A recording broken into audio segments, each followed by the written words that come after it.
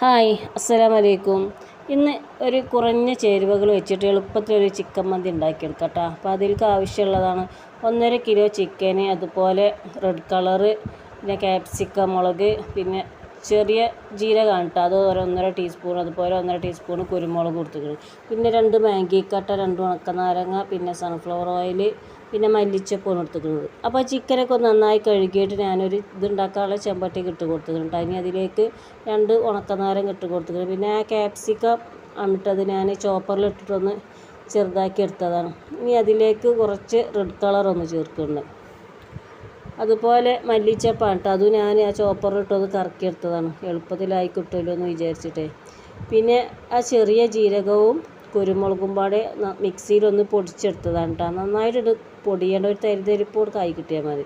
ഇനി ഇതിലേക്ക് ആ മാഗി കട്ട ഒന്നൊരു ഫുള്ള് ഇതിലേക്ക് ഇട്ട് കൊടുക്കുന്നുണ്ട് കേട്ടോ, 2 പെട്ടിയിട്ടതും. ഇനി ഇതിലേക്ക് ആവശ്യത്തിനുള്ള സൺഫ്ലവർ ഓയിലാണ് കേട്ടോ ഒഴിച്ച് കൊടുക്കുന്നത്. പിന്നെ ഈ ചോറിൽ നമ്മൾ ഇഞ്ചി, വെളുത്തുള്ളി, തക്കാളി, സവാള ഒന്നും ചേർക്കണില്ല കേട്ടോ. അപ്പോൾ സൺഫ്ലവർ ഓയിൽ ഒരു അത്യാവശ്യമൊക്കെ ഒഴിച്ച് കൊടുത്തിട്ടുണ്ട് കേട്ടോ. അതിന് ശേഷം കൈ വെച്ചിട്ട് നന്നായിട്ടൊന്ന് മിക്സ് ചെയ്തെടുക്കുക കേട്ടോ. ചിക്കൻ മേലൊക്കെ ആ മസാല, ആ മാഗിയുടെ കട്ടൊക്കെ ഒന്ന് നന്നായിട്ടൊന്ന് മിക്സ് ചെയ്ത് എല്ലാ ഭാഗം ഒന്ന് എത്തിച്ച് കൊടുക്കാം. അപ്പോൾ അതൊക്കെ ഒന്ന് നല്ല കറക്റ്റിൽ ഞാൻ മിക്സ് ചെയ്തെടുത്തിട്ടുണ്ട് കേട്ടോ.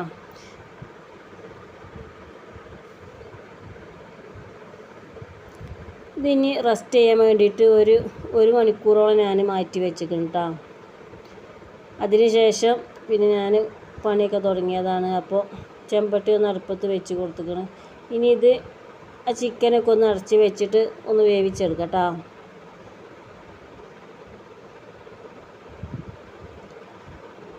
അപ്പോൾ കുറച്ച് കഴിഞ്ഞപ്പോൾ ഞാൻ മൂടി ഒന്ന് തുറന്ന് നോക്കിയത്. അപ്പോൾ ആ ചിക്കനത്തെ ആ വെള്ളമൊക്കെ ഒന്ന് ഇറങ്ങി വന്നിട്ട് ഇനി ഇത് തുറന്ന് വെച്ചിട്ട് വേണം കേട്ടോ ഇതൊന്ന് വേവിച്ചെടുക്കാൻ വേണ്ടിയിട്ട്, അല്ലെങ്കിൽ ചിക്കൻ വേഗം വേവ് കൂടിപ്പോവും.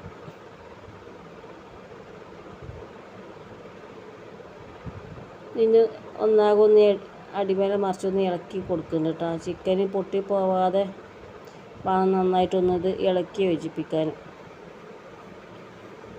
അപ്പോൾ അതൊക്കെ ഒന്ന് സെറ്റായി വരുമ്പോഴത്തേന് ഞാൻ അതിലേക്കുള്ള അരിയാണ് കേട്ടോ, സെല്ല ബസ്മതി റൈസാണ് എടുത്തിട്ടുണ്ട്. പക്ഷേ ഇത് ഗോൾഡാണ് കേട്ടോ. ഞാൻ എപ്പോഴും വൈറ്റ് വെച്ചിട്ടാണ് ഉണ്ടാക്കിയത്. അപ്പോൾ ഒരാൾ പറഞ്ഞതിനോട് ഗോൾഡ് വെച്ചിട്ട് ഉണ്ടാക്കിയത്, അപ്പോൾ നല്ല രസമുണ്ട് എന്നാണ്. അപ്പോൾ ഞാൻ അതായിട്ടൊന്ന് ഉണ്ടാക്കിയതാണ് കേട്ടോ. സംഭവം നല്ല അടിപൊളിയാണ് അതിൻ്റെ ചോറൊക്കെ. അപ്പോൾ അതൊന്ന് കഴുകിയിട്ട് ഞാൻ വെള്ളത്തിലിട്ട് വെച്ചും ചെയ്തിരിക്കണം. അപ്പോൾ ഒത്തിരി ചിക്കനൊക്കെ അത് നന്നായി കുക്കായി വന്നിരിക്കണം കേട്ടോ. അതിൻ്റെ വെള്ളമൊക്കെ വറ്റിയിട്ട് ഓയിലും ഇതൊക്കെ വേറെ കൈ വന്നിരിക്കണം കേട്ടോ. ഇനി ഇതൊന്ന് ഞാൻ ഇറക്കി വെക്കുന്നുണ്ട്. അത് ഇറക്കി വെച്ചിട്ട് ഞാൻ ചോറിനുള്ള ചെമ്പും വെള്ളം അടുപ്പത്ത് വെച്ചിരിക്കണം കേട്ടോ. അതൊക്കെ ഒന്ന് മൂടി വെച്ചും ചെയ്തിരിക്കണം. അപ്പോൾ ചോറിൻ്റെ വെള്ളം തിളച്ച് വന്നിരിക്കണം കേട്ടോ. അപ്പോൾ അതിലേക്ക് ഞാൻ ഒരു ഉണക്കനാരങ്ങ, അതുപോലെ ചെറിയൊരു കഷ്ണം പട്ട, അതുപോലെ 4 ഏലക്കായ, അതുപോലെ ഒരു 3-4 കറുകപ്പൂ കൊടുത്തിരിക്കണം കേട്ടോ. അതൊക്കെ ഒന്ന് ഇട്ട് കൊടുത്തിന്. അതിൻ്റെ ഇടയിൽ കൂടെ ഞാൻ വെള്ളം തിളച്ച് പറയില്ല, അപ്പോൾ ഞാൻ അരി ഒന്ന് തീ മട്ടിക്കണം കേട്ടോ. ഇനി അതിലേക്ക് ആവശ്യത്തിനുള്ള ഉപ്പ് ഒന്ന് ഇട്ട് കൊടുത്തിക്കണം. ഇനി ഇതിലേക്ക് ആ അരി ഒന്ന് ഒട്ടിപ്പിടിക്കാതിരിക്കാൻ വേണ്ടിയിട്ട് 1 ടീസ്പൂണോളം സൺഫ്ലവർ ഓയിൽ ഇട്ട് കൊടുക്കണം കേട്ടോ. എന്നിട്ട് ഇതൊന്ന് അടച്ച് വെച്ചിട്ട് കുറച്ച് നേരം ഒന്ന് വേവിച്ചെടുക്കാം.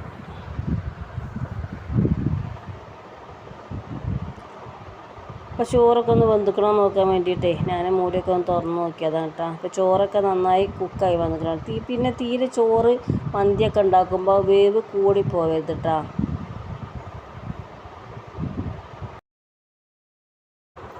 ഞാൻ ചിക്കൻ വേവിച്ചിരുന്ന ആ ചെമ്പട്ടി അടുപ്പത്ത് വെച്ചിട്ടുണ്ട് ആ മസാലേൻ്റെ.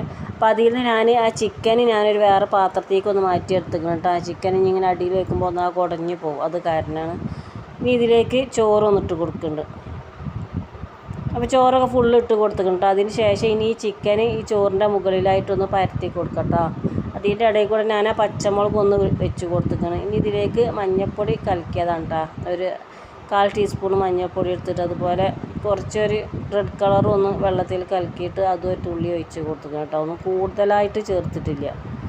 പിന്നെ ഇതിലത്തെ ചിക്കൻ വേവിച്ചതിലത്തെ ഓയിൽ ഉണ്ടായിരുന്നല്ലോ, അത് ഞാനൊരു പാത്രത്തേക്ക് മാറ്റിയതായിരുന്നു. ഒരു 3/4 ഭാഗം എടുത്ത് മാറ്റിയിരുന്നിട്ട് അതിനെ ചോറിൻ്റെ മുകളിലായിട്ട് ഇങ്ങനെ ഒഴിച്ച് കൊടുക്കാൻ വേണ്ടിയിട്ടേ.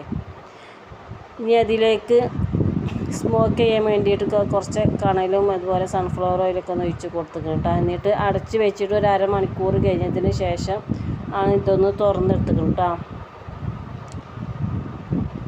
ഇനി ഇതിലത്തെ മുകളിലത്തെ കണലും ഒന്ന് മാറ്റി കൊടുക്കുക. അതുപോലെ ആ ചിക്കനൊക്കെ ഒന്ന് വേറെ പാത്രത്തേക്ക് ഒന്ന് മാറ്റിയെടുക്കാം കേട്ടോ. അപ്പോൾ അതൊക്കെ ഒന്ന് മാറ്റിയതിന് ശേഷം ഇനി ചോറൊന്ന് നന്നായിട്ടൊന്ന് മിക്സ് ചെയ്തെടുക്കാം. ചോറ് കണ്ട വേവ് കൂടുതലൊന്നും അതിൻ്റെ കറക്റ്റ് അളവിൽ കിട്ടിയിരിക്കുന്നു. പിന്നെ ഈ മന്തിയിൽ നമ്മൾ ഇഞ്ചി വെളുത്തുള്ളി ഒന്നും ചേർത്തിട്ടില്ല കേട്ടോ. അതുപോലെ നമ്മൾ സവാള തക്കാളിയൊക്കെ ചിലപ്പോൾ അരച്ച് ചേർക്കുക, അതൊന്നും ചേർത്തില്ല. പക്ഷേ ഈ രീതിയിൽ ഒന്ന് ഉണ്ടാക്കി നോക്കിയാൽ അടിപൊളി ടേസ്റ്റാണ്. അപ്പോൾ ഈ വീഡിയോ നിങ്ങൾക്ക് ഇഷ്ടപ്പെടുകയാണെങ്കിൽ ഒന്ന് ലൈക്ക് ചെയ്യുക, ഷെയർ ചെയ്യുക, സബ്സ്ക്രൈബ് ചെയ്യുക. ഇനി അടുത്തൊരു വീഡിയോയിൽ കാണാം. അസ്സലാമു അലൈക്കും.